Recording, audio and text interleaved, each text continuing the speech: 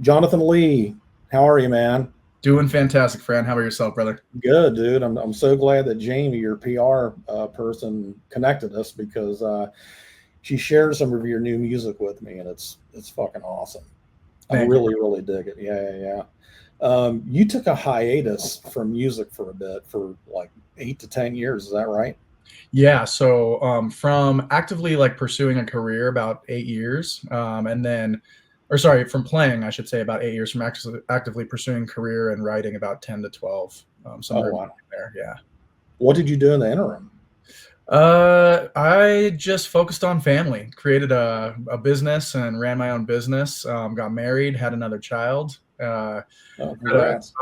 brought in or got a bonus son in the process of getting married. So Okay. bought my first home, kind of just tried to adult it up and focus on the family.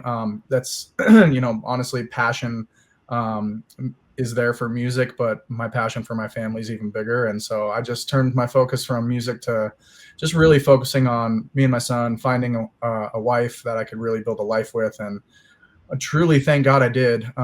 Even though our first date was literally the day after my last concert ever, so she never got to experience that side of me. She has been my biggest cheerleader at getting back into music, and honestly pushed me to pursue it and pursue creating an album, and then pursue, or sorry, I should say an EP, and then pursue creating the album, and then pursue putting it out.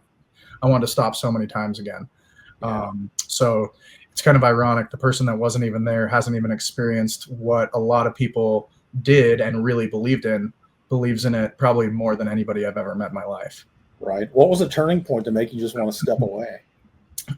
It was the way that everything kind of like ended with Novus Folium, my previous band that had a pretty good amount of success. And then also just the time, the energy, the financial investment that goes into it. And the fact that I was a single father at the time. I mean, I gave everything to music. I worked full time, but then I probably put a good 6 to 8 hours in a day, trying to book shows, interviews, um, radio spots, calling around to radio stations trying to get our single played. I mean, I wore all the hats because I wanted to save us money. And back in the day, if I could invest into us and get us to a place where we had a good following on tour, then the labels would see, hey, you're investing in yourself. You've got something built. Let's put some more money behind this and see what happens. So we did have that success. We had Capitol Records give us a demo deal. And then Warner Brothers, Cameron Strang was looking at us and wanted us to come to LA and sign. And we broke up 4 days before that. Oh man. Yeah, the godfather of my son was the drummer. These guys were my closest friends for about 8 to 9 years, and it wrecked me. I mean, to the point where for 6 months I truly wasn't right. I mean, I was smoking myself to death. I was drinking myself to death. Didn't even want to come out and do much. The only time I was sober is when I was around my son, to be a father, and just got a mundane job and tried to start paying the bills, and just didn't know what I was going to do with myself, and tried to Right. put the band back together. It didn't work, and kind of found myself in that cycle of just find the next good paying job and be a good father and focus on your kid.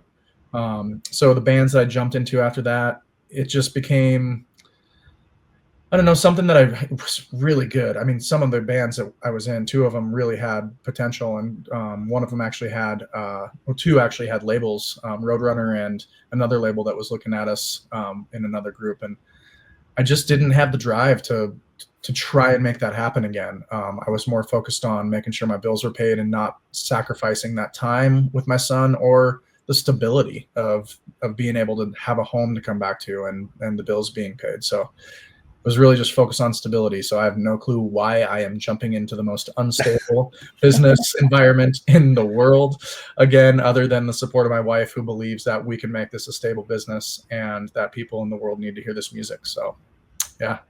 Well, that's great. You got somebody behind your side because a lot of wives or girlfriends would be out, you know. And I say that from experience, man, because I toured for 25, 30 years, and it's impossible to hold down a relationship. And then my son is 35, so I missed a great deal of his, his youth growing up, to the point where I had people, videotaping some of his baseball games and events and stuff like that. It was heartbreaking, but it was paying the bills, right? Yep. And I don't know how to do anything else, besides go work in a warehouse for, minimum wage, and found my way out of it, man. You know, I quit touring too because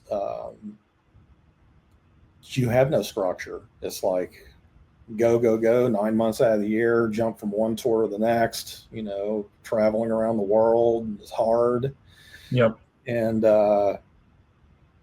you know, now when I hear, I'll go see, like I went to go see Disturbed here. You know, I did a little run with those guys back in the day, and see if I hear a bus engine, I get PTSD. Like I don't miss any of it, right? So with that being said, what do you miss most about being on the road? Honestly, it was the depth of life and wisdom that I experienced from so many different walks of life around the world. It's, you know, it's really rewarding when you write music and people are affected by it. But man, when you get to meet those people and hear their stories and like experience their life and their character and their personalities and their energy, and it changes you more than you even could fathom your song changing them. Like, that's what I miss about it. I'm such a like connector. It's probably my third biggest passion is human connection, maybe even more so than music, because I think music is such a catalyst of that. You know, such a connector. But connecting with people and just really getting to experience the depth of a soul is a passion of mine, and I love it. I absolutely love it. So right. It's interesting you say that, because we were talking about Hired Gun earlier, this film I directed.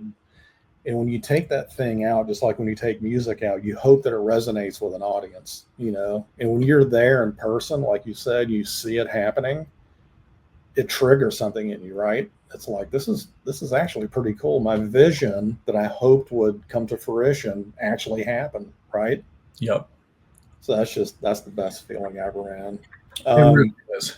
Yeah. Were there any moments when you exited music? Did you have any like doubts, anger, fear, like missing out? Man, I will tell you, and I tell a lot of people this, it was like getting divorced from 4 people.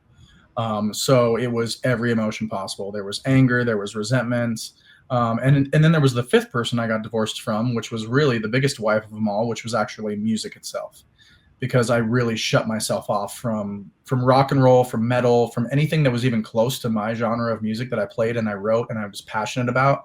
I didn't listen to it. I went almost complete opposite direction. I'd always had an eclectic taste, but I literally did not listen to rock and metal for about 8 years. So, you know, it's, I don't know. It really just kicked my ass, dude, when things broke down the way it did. And, yeah. So, yeah. So what broke the silence after 8 or 9 years of, doing these other jobs you're telling me about and spending time with the family? Man, it was another loss. Ironically, loss brought me back to the loss of, you know, the divorce of that band. I lost a music mentor who was also one of the band managers of one of the bands that followed Novus Folium. Went down to the Celebration of Life. The drummer, who was his son, of that band that I was speaking of, was really good friend of mine, like a brother to me. And, you know, Alan was like a father to me. So when I went down there, you know, emotionally wrecked, obviously, because of the loss of life. But also Alan and I were talking about doing something that I had dreamed of doing. I was raised on country and Motown. So I wanted to put together a solo country album. It always had been a dream, kind of ironically like Aaron Lewis. You know, rock and roll was where I felt I fit, where my emotions were best delivered and spoken of, but country was my heart and soul. So we were talking about going to Nashville. He had teamed up with, can't remember what players, but some of the players from Brooks and Dunn and Reba McEntire's team. And we were going to put together an album in Nashville and write some songs together and see what happened. So he had kind of started to revive that love for music in a different avenue, and losing him tragically within that 2 to 3 month period of talking about that. I kind of had that in the back of my head when I was down there, like, do I pursue this? And, you know, this is what he wanted for me. He knows it was a big passion of mine. do I keep it going? You know, is it something I can do in tribute to him? You know, there were all those thoughts, I think, naturally when you lose somebody who was important to you and also had a similar passion and was pushing you. But the realist in my that I am, and the the logical man that I am, I'm like, nope, you've got a mortgage, you've got a wife, you've got 3 kids at home, 2 are teenagers, 1's a toddler. There's no way in hell your job right now, that was plumbing at the time. You are literally knee deep in crap every single day, and you are working 18-hour days and making dog crap for money. You don't get to see your kids. Like, you got to go home and pay your bills or find a better paying job. Like, you're working yourself to the bone. You don't have time for music, buddy. So I had such a severe, Saturday was a celebration of life. Sunday morning, woke up and had a severe anxiety attack. I haven't dealt with anxiety, but the last 5 years maybe. And this was like, I wanted to run out of my own body to the airport and leave 10 hours earlier than my flight. And I was trying to figure out how that was actually physically possible. Like, rationalizing with myself, how do I leave my body here, get to the airport and go? So I'm left behind, the world's left behind, and I am like leaving somewhere other than where I'm at. It was so interesting. So I described this to my friend, this anxiety attack I was having. And he's like, dude, what is like bringing this on? And it was, you know, the pressure of knowing I'm, you know, a married man with 3 kids and the responsibility of taking care of that family. And right now I'm struggling to do so. I'm not the greatest provider at the moment. The pressure of the world and all that, like, at your age, you should be doing better. All of it. And then we went to breakfast and he's like, talk to me. Let's look at your bills. Let's look at your overhead and, you know, what's your budget like? You know, let's just talk real talk. And so I did. And, you know, Colorado's not a cheap place to live. It has just more than quadrupled, you know, in the last 10 years. And so it's a really tough place to live. Cost of living's through the roof, and, you know, wages aren't going up that much. So I just went, it's not possible. And he goes, well, God's going to make a way for you to make music. And I can tell you that, at least. That's what I do know. I don't know what the answer to your financial problems are, but you're supposed to make music. He's going to make a way. And I was just so rationally like, nope, not even a possibility. Went home, worked a 12 or 14-hour shift, something like that, knee deep in crap in a basement, literally jackhammering somebody's cement floor to get to their pipe, and, you know, it's leaking. And I go in, and my boss, who was supposed to be a buddy of mine, had changed my time card and taken hours off of my timesheet. Oh, shit. Yeah, and he had done this a few times, and I had approached him about it, and he had always said he would look into it and see if, you know, what the issue was. Shouldn't have done that. Well, then it happened again, so I approached him, and he immediately, when I went into the office and asked if I could talk to him, he goes, yeah, I knew we were going to have a problem. It's about your timesheet, huh, how it was adjusted. And I said, yes, absolutely it is. And he essentially said, yeah, I'm not going to pay you because I just don't want to. And, you know, you guys took longer to do the job than you should have, so you're not getting paid. And, yeah, fired me on the spot. And I was like, well, I called my wife, called my best friend, you know, Patrick at the time, and I said, hey, dude, guess God's making a way, but I don't even know where to start. And went home, and my wife goes, well, didn't your buddy, you know, send you 3 songs about 6 months ago, rock songs that he wanted you to write vocals to? She's like, I think God's nudging you a little bit. So I went upstairs, I wrote vocals of those 3 songs, recorded one the next day, mixed and mastered it the following day with him, and sent it off to Patrick, my buddy down in Texas, who I was with. And he said, hey, man, this is what I'm talking about. Give me just a second. He sent it over to producer of his album, and he just signed a deal with Crossover Records with Brian Head Welch and Crossover.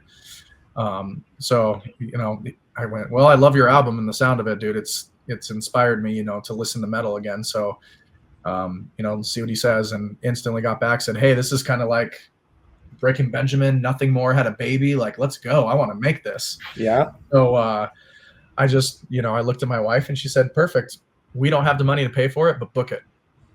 And I was like, what? This is wild. Like, who are you right now? Like, you know, like you mentioned, it just doesn't make sense. I think not even to most musicians, that my wife is so supportive, that she believes in it so much. And it may be that she's been so removed from the music industry and hasn't been jaded yet. Right. It could be that.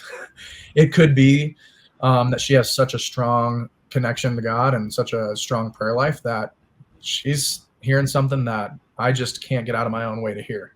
because, everything in my head says this is stupid for me to be entering back into at my age with, the situation I'm in, but it feels right to be making music again. And for 8 years, I was miserable, not creating in some way and not letting it come through artistry of, vocal delivery, and being able to put a lot of the turmoil, a lot of the struggles, a lot of the battles that I faced and was able to overcome, and hopefully give some people hope to do the same from the last 8 years, and do that through music again, kind of healed me in some ways, even though music is what injured me and jaded me. So, yeah. Does your wife want to help finance movies? Man, I tell you. Oh man, dude. Yeah, that gives me hope. Yeah, right. Yeah. So you talked about wanting, Aaron Lewis and the path he paved going country. It's funny because I was touring with Stained, and I also did Aaron Lewis's solo tours before he went country. He would just go do like a acoustic set, storyteller acoustic set. Yeah.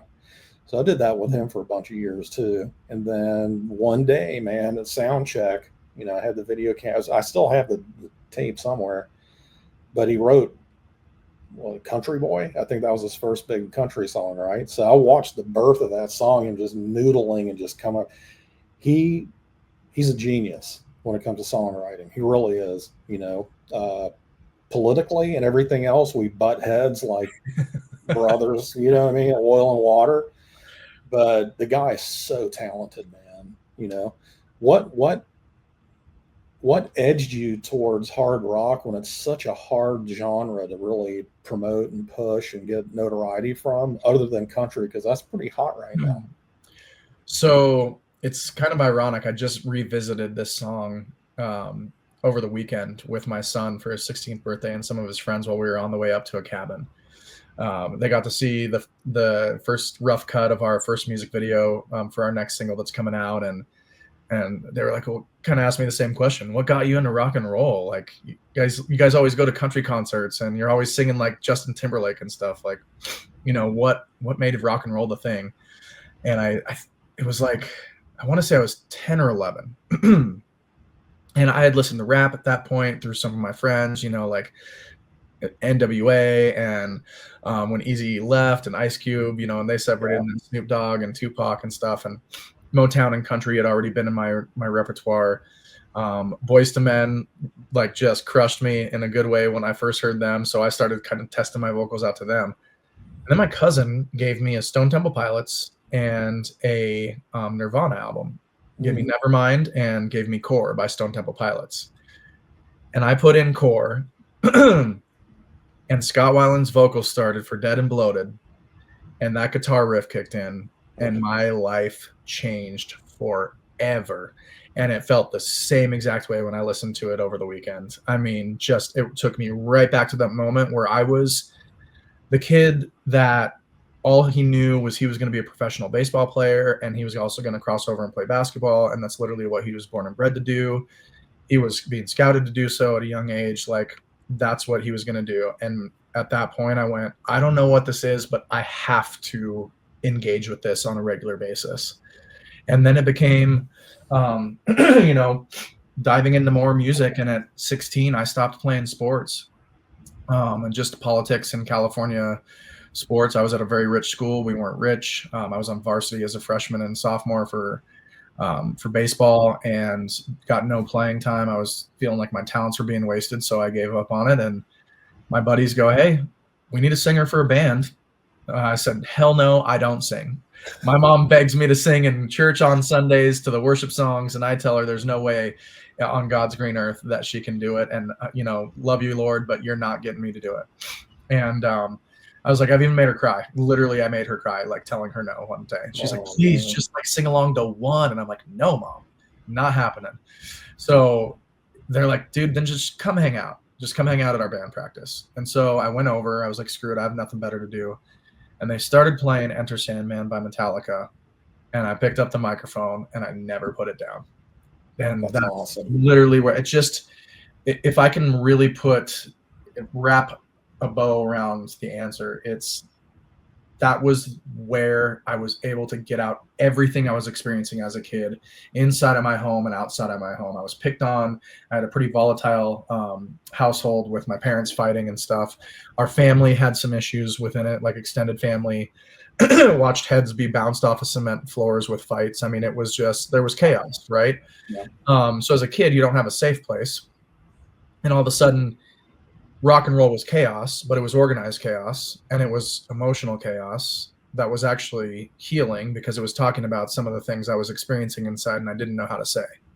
So it was that freedom. It was that that safe place that I was kind of looking for. And then it just became blasting every rock band I possibly could, and just letting all that anger, that frustration, that angst, the hurt, the pain, all the stuff out, and some of the love, of course, but Right. then the heartbreaks on the back end. Yeah. It's funny you mentioned those anger, sadness, hatred, everything else. The last Stained record I worked with, it was their self-titled one back in 2012 or 13, I think. And Aaron, for the first time I've ever seen him struggle writing lyrics, because he's like, I've said it all before. There's nothing I've done all these records. I don't have any more of this in me, And Johnny K was a producer, he was just like, well, man, we got to find that struggle within, something new, How do you prepare your songwriting like that? Do you have like an idea once you hear the music, you go back to a memory of maybe your childhood, like you said, it was kind of turmoil and toxic, or where do you go for that? Great question. It is all over the place. I'm not classically trained. There's no structure to how it's delivered. I've had moments where I literally am walking through the house and it's like a lightning strike, and I'm just like, whoa, and this melody and lyrics come to me. And I just record them on my phone, and then my producer goes, dude, that's a smash hit melody. I got some music behind that, and we write it that way. Sometimes it's a riff and I go, oh my gosh, like this has to be about this topic. I feel it. And then the melody and the lyrics come. It's not, if I'm trying, then I know that I just need to revisit the idea, because most of the time the songs just flow. And it sounds weird, but I mean, with this album that we wrote, me and Cory put together 9 songs in a total of 13 days from front to back with nothing, from scratch in the studio. Like recorded all the lead vocals, all the background vocals, wrote and recorded in the studio in 13 days. And came out with 9 songs that we are very, very proud of. And it's because when it hit, and every song hit. I mean, there was one song I didn't know what it was going to be about. And then all of a sudden, a picture of my son popped into my head because of the notes that were playing. Like it was this sad moment where I was saying goodbye to my son. And it was the last time I've ever seen my son. He hasn't spoken to us since May of last year. And so I started bawling, like just thinking about the fact. And it was almost like I could hear that as the background music to that moment where I was hugging him the last time and whispering that I love him and I'll always love him and be here for him. And whenever he wants to come back home, we're here.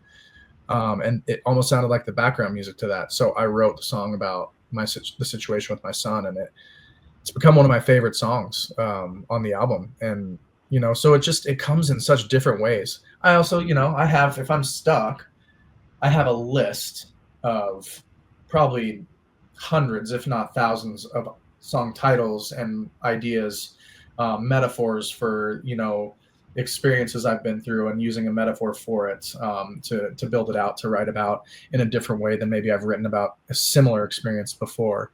So I give myself some artistic direction in that way if I'm ever stuck. And then literally thousands of vocal melodies that I've just had those lightning strike moments walking through a grocery store, and I recorded on my phone. And so I go through some of those too if I'm stuck, and we pick one out and just run with it. So it's all over the place. I can't tell you how or why or the rhyme or reason to how I write songs, but sometimes I listen back and I'm like, holy crap, what did happen in that moment for that to come out of me, And Right. I think that's why I stay humble about it, because I realize like I've never been trained. I didn't know a thing about this. People have been trained all their life and ask me how I write songs like this. I don't have an answer, but I love doing it. And when it happens, it feels like it's otherworldly, and like it's a delivery from upstairs. Yeah. Have you ever had music brought in that's so freaking good, but you're just stuck with any kind of lyric or melody, just like almost like a white noise? You just push yourself through it, and then you finally did it, and the outcome is better than what you thought it could be. 100%. 100%. I mean, so I played in a band called Pride and Pieces for a while, and they were very genty. So like very math metal-y, time signatures all over the place, weird key changes. I mean, it was the most challenged I've ever been writing music because it was so good. And it wasn't like it was being forced. It literally was very cohesive. The songs flowed. When they changed time signatures, it made sense.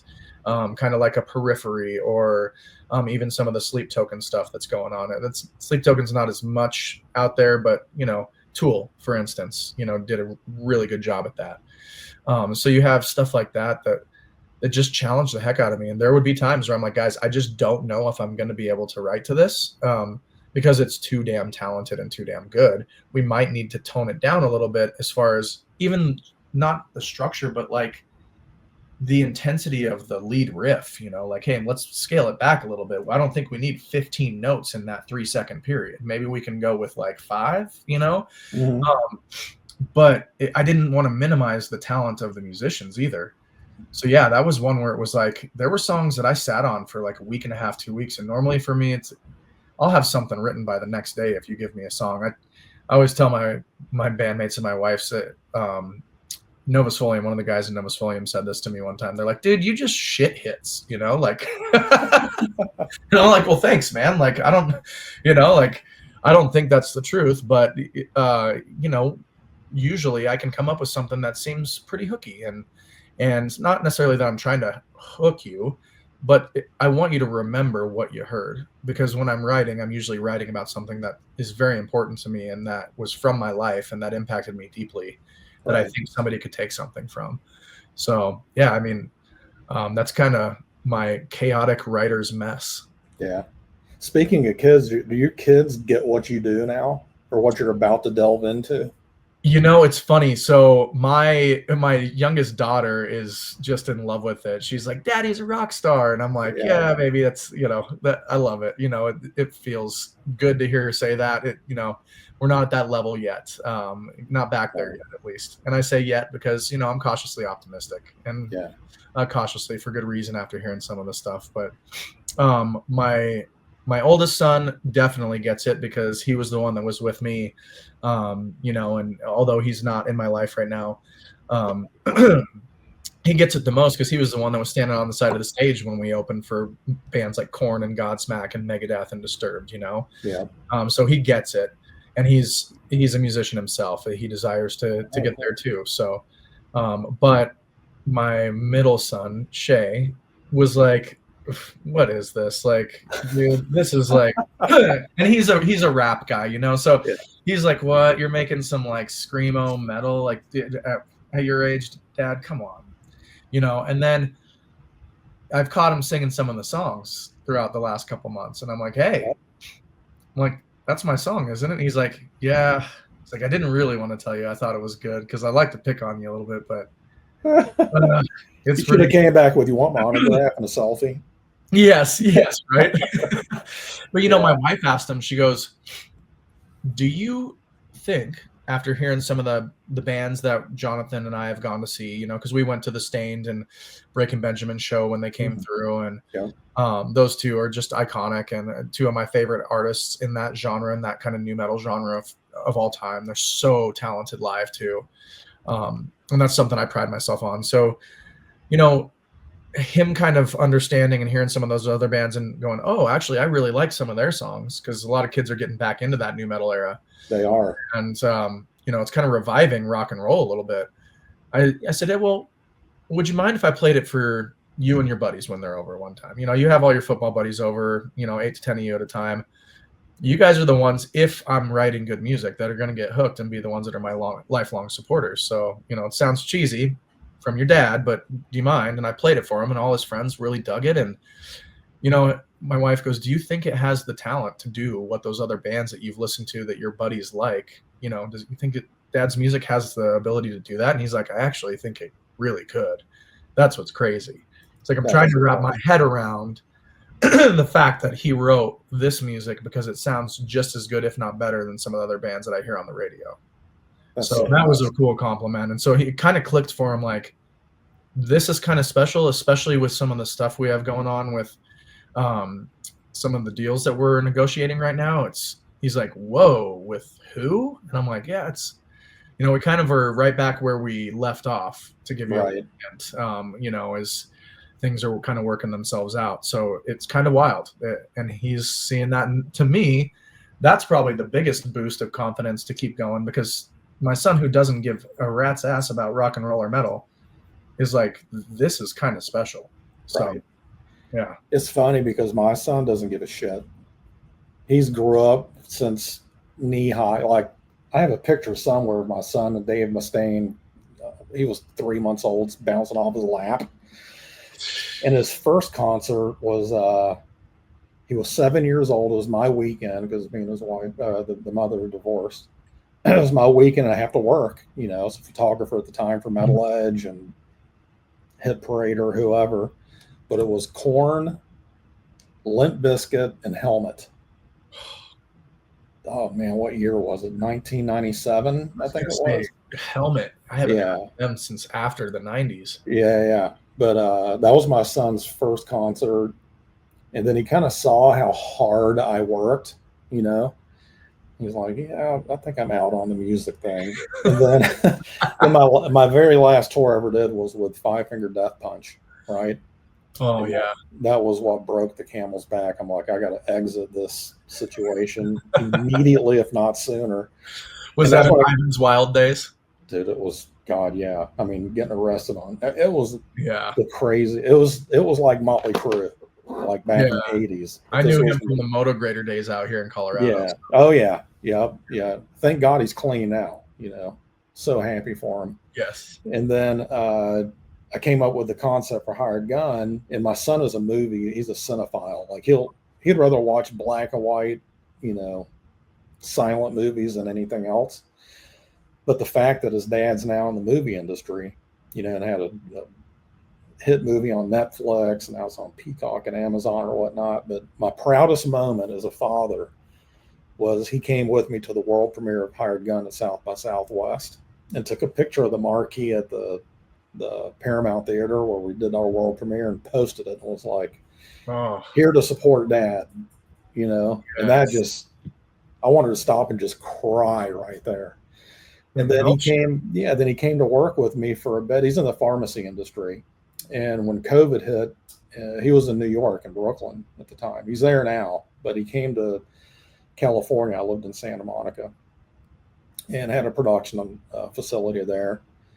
And he was like, you got anything I can do? I got to get out of New York.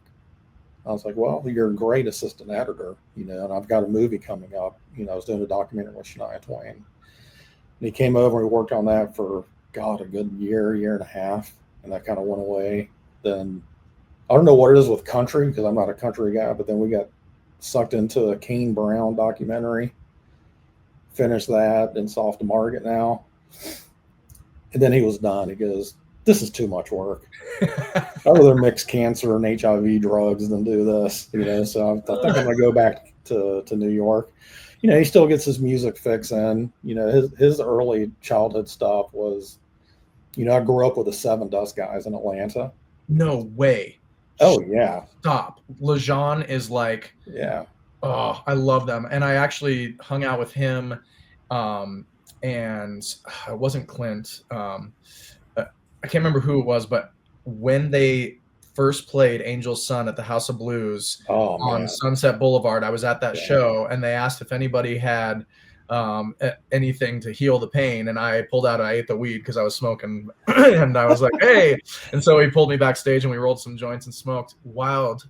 Yeah. 10 years later, we opened for them at Fiddler's Green with Disturbed and Megadeth at one of the festivals, and we ran into each other backstage, and he was like, do I know you? LeJean did. And I was like, yeah, but not the way you think. And so we connected that way. And then I just saw them again 10 years later from that point. Wow. And same thing. They were like, bro, what? You're here again? What's going on? I'm like, well, I'm actually starting a new project. So we talked and shared a whiskey after the show. And they're stuff. the greatest. I've known Clint and his brother Cory for 33 years, I think. Wow. They were in a band called Still Rain, which was like a regional, cover band or whatnot, maybe a couple sprinkles of original stuff. Then they kind of did their own thing. Then Cory went and joined Stuck Mojo, right? Huh. And then Clint joined Seven Dust, which was called Crawl Space back then, right? Wow. Yeah, so I was with those guys early on in the studio when they did their first record with JJ French, and it was nuts. And then I did what got me into film, believe it or not, and doing music videos and any kind of video work was the album Seasons. Yeah. They did it in Atlanta with Butch Walker, and I've known Butch Walker since we were teenagers. And they invited me into the studio, and I just had a Sony Handycam, not even anything professional. I was still doing photography. And their A&R guy was there, Sean Roberts at TVT, and he goes, you do video production? I'm like, yes, I do. Because you never know. Yeah. He goes, we're looking for somebody to do a making of to accompany the DVD, like a digipack. I'm like, I'm in. What I got to do? He goes, just submit a budget. So I did, and just kind of hit the ground running with that, man. But the Seven Dust guys are so cool. But we went to go back, and they played here. I'm in Oklahoma, by the way. Okay. I live in Edmond, Oklahoma, about 20 minutes from downtown Oklahoma City. And I'd went to see Seven Dust here. Or backstage, and LJ was like, man, I got to tell you something, but you got to swear you won't tell anybody. I'm like, what? I don't know if I can tell you. I was like, bro, you got to tell me now. I won't sleep for a month. What? Yeah. He goes, man, in March, we're playing Madison Square Garden with Disturbed. I'm like, what? He goes, you and Zach should come. I'm like, we're there. So I called my son. I'm like, you want to do this? I'll book my ticket now. He's like, hell yeah, let's go. No brainer. So we went, and I've toured with Disturbed before too. So I was like, can you guys hook us up and get me a photo pass? I want to shoot. I've never shot at Madison Square Garden before. So they lined everything up, shot the whole show. They put my son in the photo pit. He was there the whole time. He was like, okay, this is cool. But all the other stuff you have to deal with, not cool. Yep. Yeah, there's so much behind the scenes work that people don't realize go into it. And my wife's realizing that now, and I think she appreciates it even more. Because she's like, God, to see what goes into one song being from nothing to launching it is crazy, and how much money goes into just investing in that one song. And that's why like people don't get it. They're like, why are you making such good music and you're broke? Or, artists that have been doing this for 5 years are making good music and they're just crawling out of it. And they're, they've got, let's say, 500,000 monthly listeners. You're like, well, because of how much it costs to give you guys the product we're giving you, the visuals you want, the delivery and the quality sonically that you want. And then also, we got to keep you tied in. It's the age of socials, and 5-second freaking TikTok videos. Like, we have to pump out content every day. Think about that, and every time that the quality gets better, we have to jump up our quality and invest in new equipment. Exactly. For me, when I was growing up, looking at, I'll be 60 in a few more months. But for me, looking at these records, you as a kid, you don't realize what goes into making an album. There's marketing, you got people like Jamie, your PR lady here, pushing your materials out to the world. The art design, logo design, merch. the merch, the 3 to 4 months, prep time to get the record out, radio station visits, get the programmers excited. Rehearsal spaces for tours to make sure the show's right, all before you even step foot and have made $1. Oh yeah. All of it, man. It's insane. Somebody asked me the other day, they're like, what do you think it would cost just like bare bones minimum to invest in your band for a year and get it to where you wanted, like starting from scratch, writing an album, putting out 2 or 3 music videos with the singles, and running ad and marketing campaigns. We're not even talking like touring, maybe getting every single piece of equipment that we need as far as video footage and stuff like that ready for the stage show. I was like, well, minimum probably $50,000 to $75,000. Yeah. They're like, just to run a band? And I'm like, yeah. We got to have a backdrop. Yeah, exactly. We got to have scrims, something, merch. Exactly. And they're like, what all? I'm like, you wouldn't want to hear all the details and the cost of stuff that goes into it, because you're going to be like, well, why? If it costs that much, do it. Because it's not necessarily, even though it does come into to play and becomes a real factor, it's not why we do it.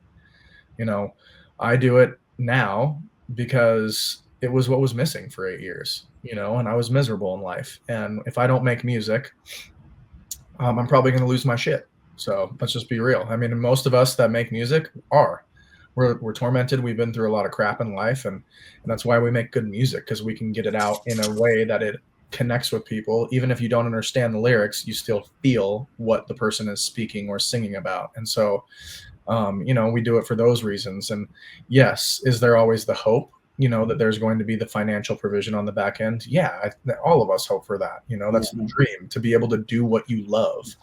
But at this point, it's like, hey, if I can get it to where maybe it only costs me personally, it can pay for some of itself, and I'm only investing $1,000 or $2,000 a month, that'd be cool. Now, if this goes to where we believe it can go, and the team around us believes it can go, and the team that's trying to partner up with us believes it can go, then I think we could be back on stages with bands like Disturbed and Godsmack and Breaking Benjamin, and in doing it at that level. But again, cautiously optimistic. I'm not gonna put the cart before the horse whatsoever. There's a lot of work to be done before we ever get there. Taking all that time off, how did you find your voice again? And did it get better? It got better. And here's why. I made a decision when I was leaving a band, and I've been called selfish for doing it. I was selfish in a good way. I was being selfish for my son and my relationship with my son and my focus on my son, when I quit the last band I was in. And I said, I'm just going to focus on singing worship music at church. I'm not going to do it for anything other than just to give back to the guy who gave me the gift. And that's it. And keep my craft alive. He gave me the gift. I want to at least use it. I don't want to waste it. So I'll use it for him. So I started singing in church, and I constantly was being put on like the most challenging songs. And it was just because of the range that I have, which, again, I've never been trained. I don't think I'm anything special. I like what I do. I like singing. I really enjoy it.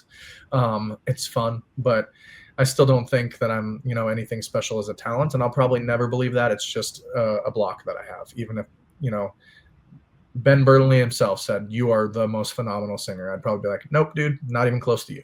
That's my response, Wow. So it's just one of those, it's a block. But yeah, the music at church and having to be so perfect and crisp, because worship songs are the way they're written. It's just, the vocals are so raw and so in front of the music. With that, I was like, I want to bring my best. And I really focused on delivery. I mean, we were having 4 to 6 hour rehearsals for worship services, to get these songs down with a team. And I'm working, I'm not just singing leads and then writing my harmonies in a studio and then passing them off to somebody else. Sometimes I'm going from singing the lead into singing the harmony and then doing the background. And it really pushed me, excuse me, it pushed me in ways I'd never been pushed before vocally, to find the best delivery in order for stamina of my voice and tonal delivery, and sonic delivery of that note and that melody. So it got me focusing so much more. I worked with in-ears a lot more than I ever did. I toured with in-ears the last year or two, but working with them for 6 hours straight on, and every nuance being, like focused on and tweaked. That was the first time I'd ever really gotten that nitty gritty on music. And it's changed me. I mean, I hear everything now, and I'm so, you'll never be perfect, but I'm a perfectionist when it comes to my vocal delivery. And I thought I was bad before when it came to live. I'm probably going to be even more anal about it now. Right.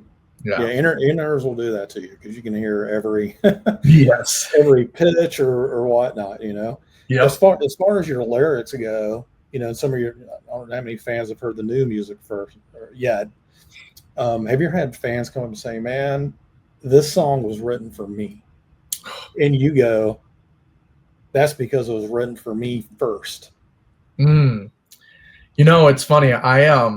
My wife's friend actually she's not even a rock girl. When Empire is released, she's going through it in her life, in her relationship right now, and just struggling. I mean, her whole life is being burnt to the ground, you know.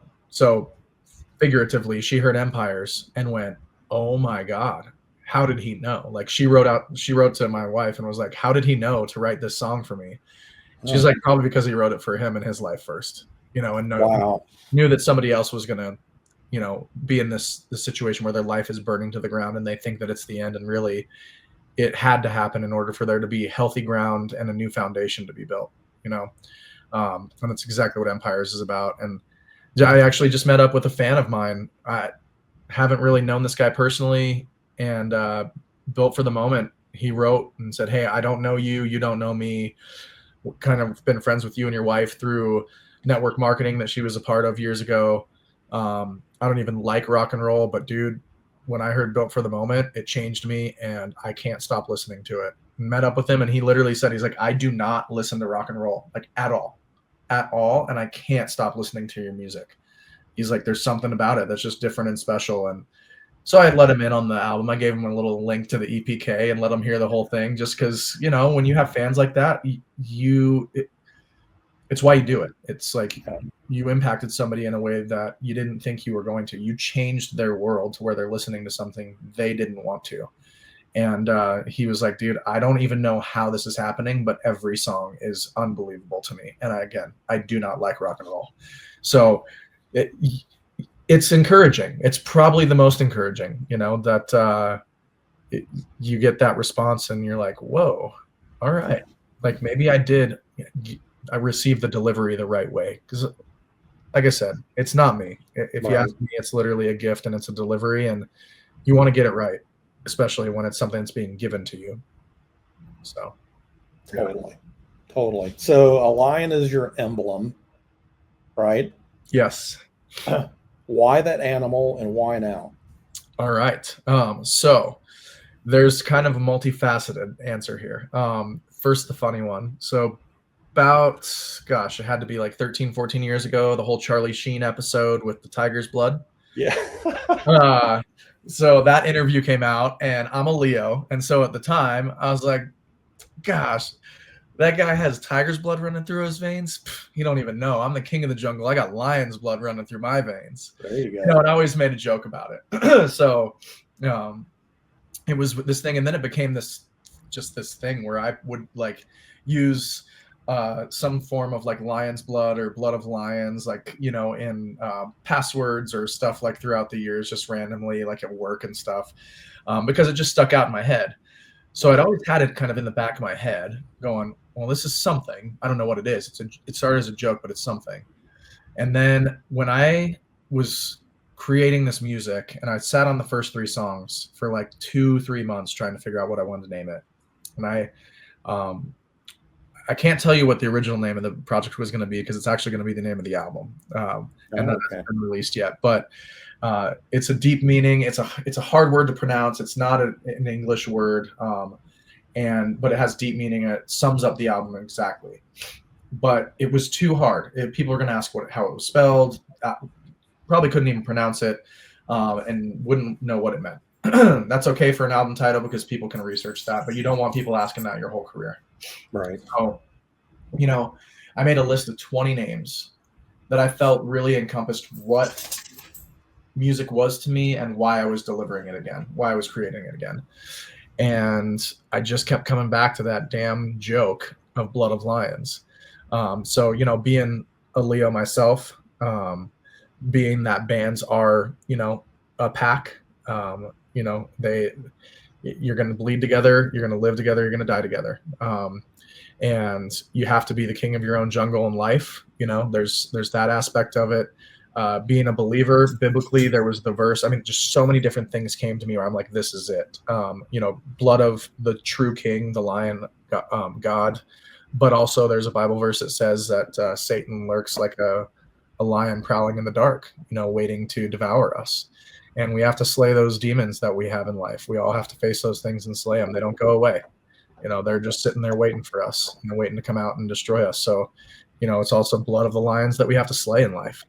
So there's multifaceted aspects of why I chose that name. And I just felt when I listened to the songs, the power of the lion and the power of thinking about that bloodline running through us, or, even just the bloodline of a lion and how dominant it's been in a crazy place like a real jungle for so many years. It was like, that's the legacy I want to leave with music.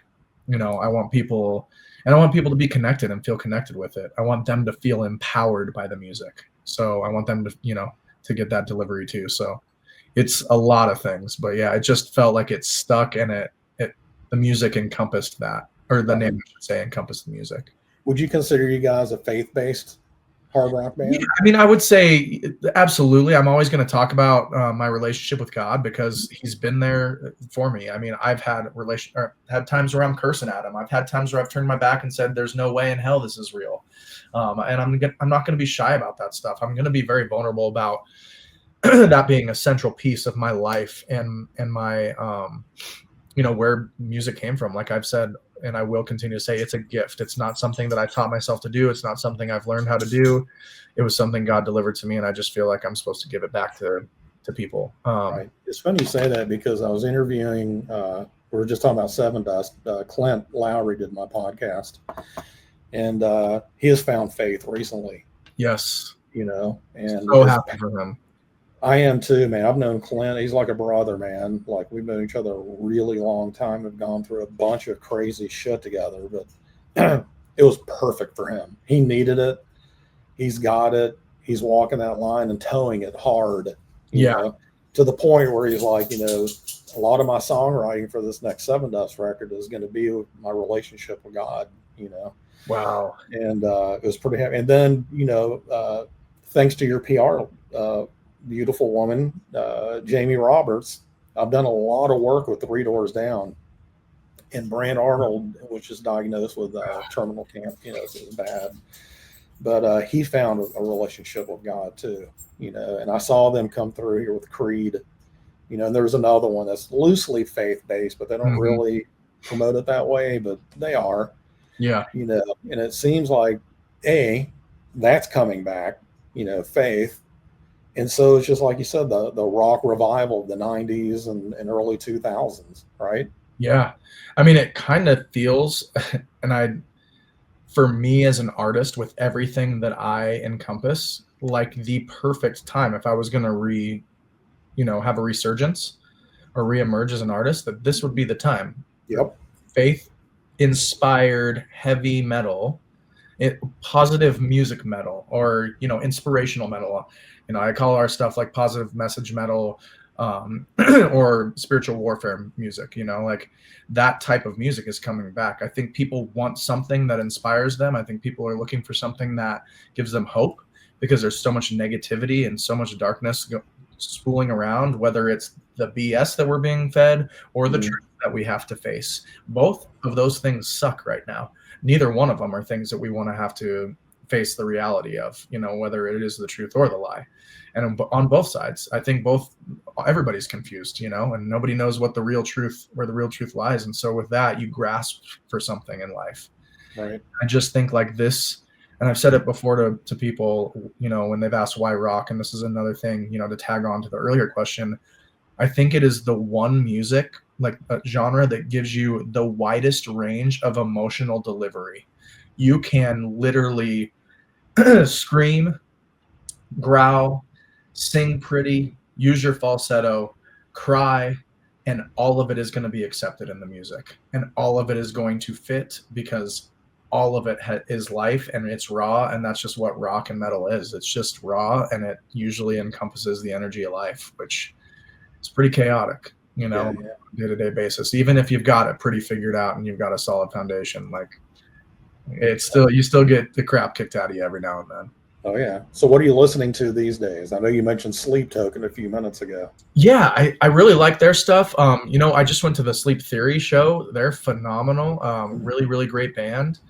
Um, if I had to pick probably like my number one right now, it's just so in the vein of like what I'm also trying to deliver. It's different than us, which is great, but they're doing it so well. President, man, like Oh yeah. singles, holy crap. Yeah. Just really blown away by their songwriting, the production on it, the delivery. I like what they're doing. And it's weird because, you know, The Mask, I even was like really stoked on Slipknot's new album, like that's going to be coming out, like the hint that they're recording again. Yeah. And I'm like, am I just in love with masked bands? Like, what's going on here? But really, it's the artistry and it's the delivery of the music. It, you know, when you can go, hey, this is a musician's band and also a radio hit gonna hook the general music listener band. I think that's the special place. Like, and that's what I'm trying to deliver here. I want people to know, like, hey, musicians, like, we want to deliver you some badass riffs and drum parts and give you some really awesome parts to just like get the build up going, and then the wall of death hits and we're just, you know, getting after it.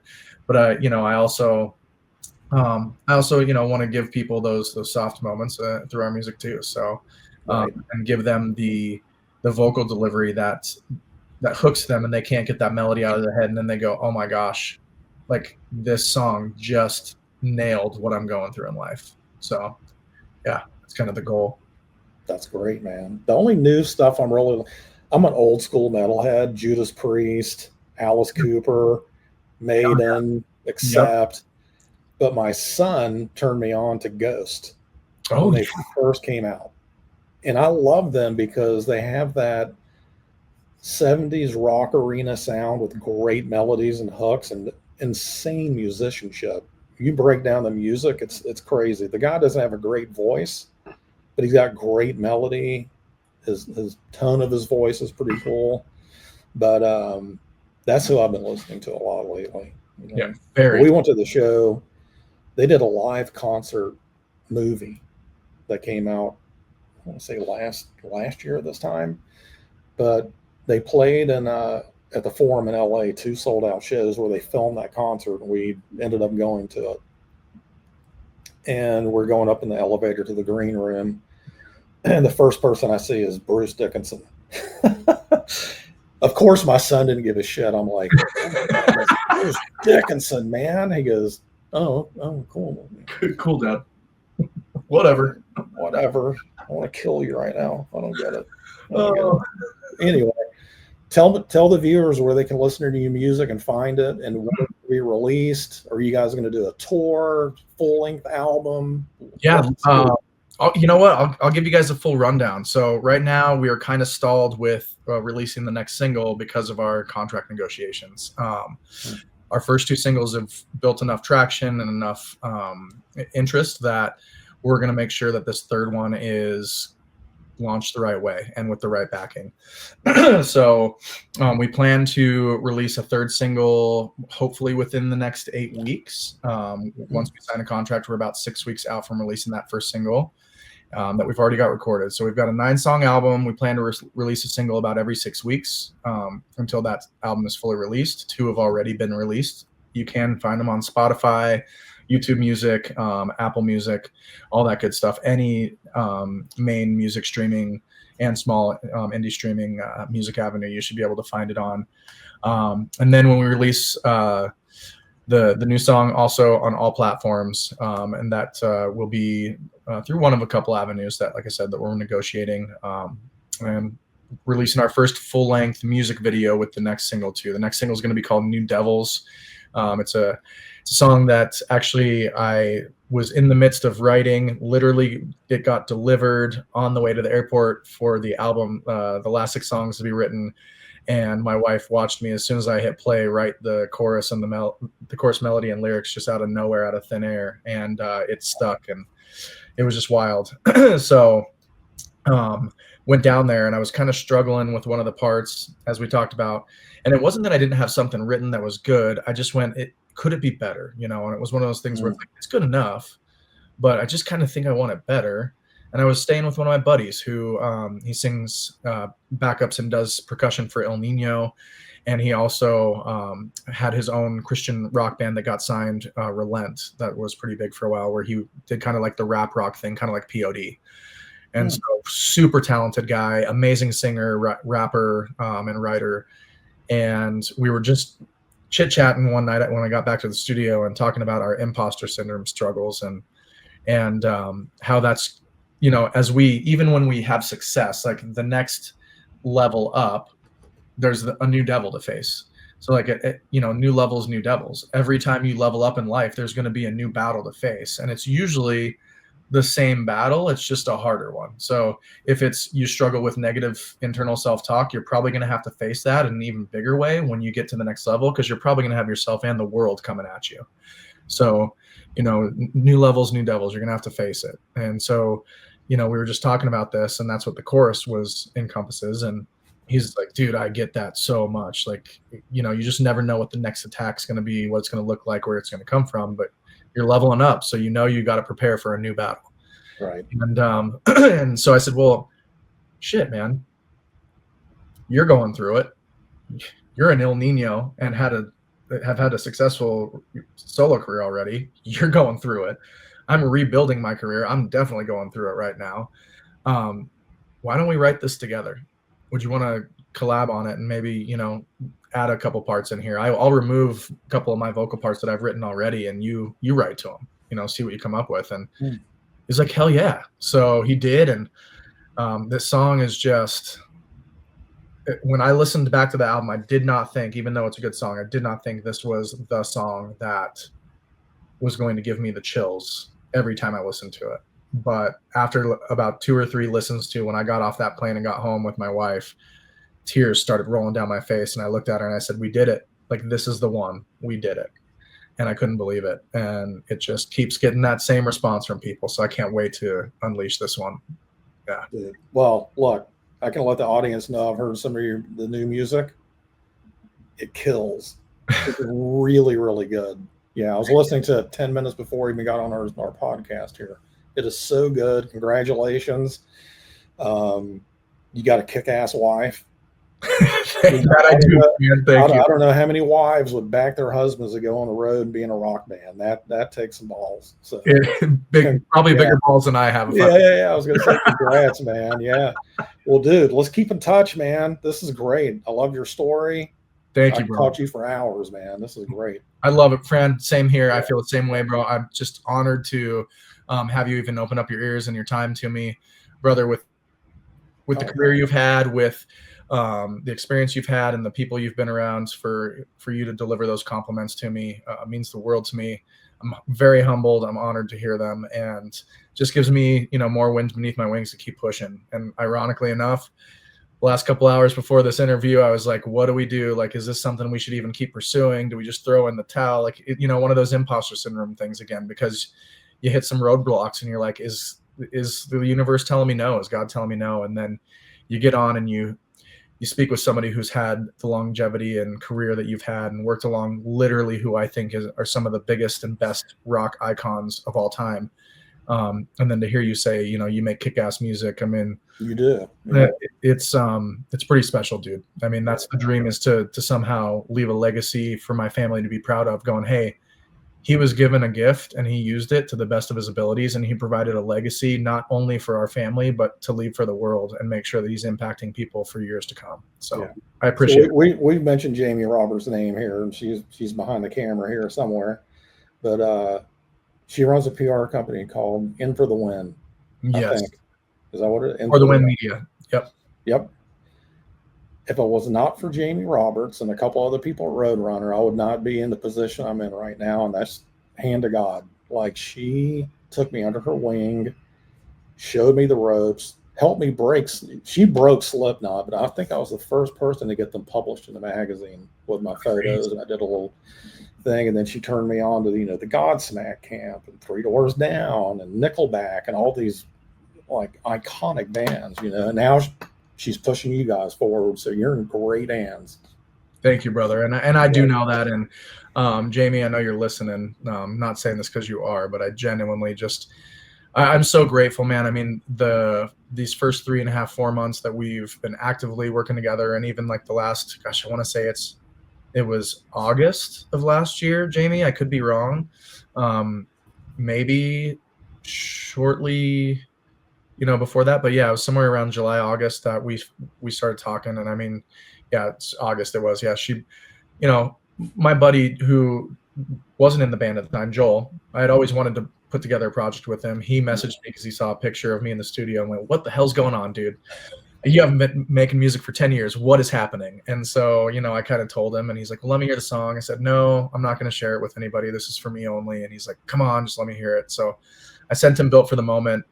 And the next day he messaged me and goes, "Dude, I'm really sorry. I crossed some lines and crossed some boundaries. I sent your song to somebody in the music industry. I know I shouldn't have, because like nothing's even like fully solidified. It's not even fully mixed and mastered yet. It's just like the first mix version. But dude, she wants to talk to you. Like literally, it's a 3.5 minute song. 5 minutes after I sent it to her, she said, I need to get this guy on the phone." So, if it wasn't for Joel putting me back in contact with Jamie, giving me the confidence to keep building, this thing, and getting back in contact with some of the people I've had contacts with over the years, whether it's radio station DJs or even some A&R reps, from back in the day, it just we wouldn't be here. And Jamie's been such a big wind in my sails and a believer. Man, she's put in work when she wasn't getting paid. She's putting in work when she's not even getting paid that much, because I am just still getting started. She's doing everything she can to make this work because she believes in it. And I can't tell her what that means to me. And she's told me numerous times, well, until you can believe in yourself, we're going to believe in you. So I'll keep making the music and being that imposter syndrome artist, and we'll see how it goes. All right, man. Well, dude, thank you so much for coming on. I'm going to link everything. Awesome, bro. On our YouTube page to all your socials where people can find your music and whatnot. And when the full length comes back out, please come back on.